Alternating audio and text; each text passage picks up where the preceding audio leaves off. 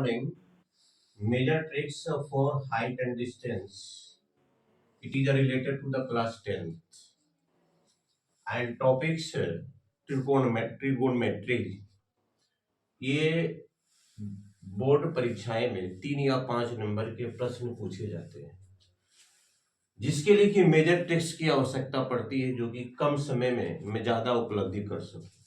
सबसे पहले देखा जाए, मान लिया जाए कोई टावर है जिसकी ऊंचाई h आपको ज्ञात करनी है और ये थीटा है, ये 90 माइनस थीटा है, यानी कंप्लीमेंट्री है।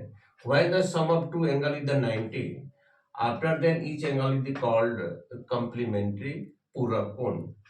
और B से लेकर C तक की दूरी x है और B से D तक की दूरी y है, तो h बराबर under root x into y. अब सेकेंडों में निकाल लेंगे, फिगर बना देंगे, प्रोसेस बना देंगे। अब चलिए दूसरा में देखिए, मान लिया जाए या कोई टावर है जिसको कि h द्वारा हमने इंडिकेट्स किया है और यह कोण थीटा है, यह थीटा 1 है, थीटा 2 है, यानी 30 डिग्री है तो ये 60 डिग्री मान लिया जाए।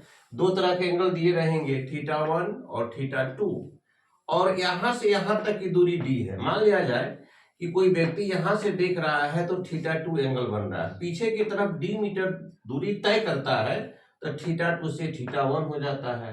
यहां से देख रहा है तो थीटा 1 हो रहा है और टावर की तरफ d मीटर दूरी तय करता है तो थीटा 2 हो जाता है। तो उस परिस्थिति में चाहे इसका डिस्टेंस निकालना हो, चाहे हाइट निकालना, इस पर फॉर्मूला पर बैठा देंगे, क्रॉस मल्टीप्लिकेशन करेंगे, ट्रांसपोजिशन करेंगे, एच का मान निकल जाएगा। तीसरा मेजर ट्रिक्स हमारा क्या है, मान लिया जाए या कोई टावर है या कोई स्तंभ है, कोई पिलर है और एच निकालना आपको है।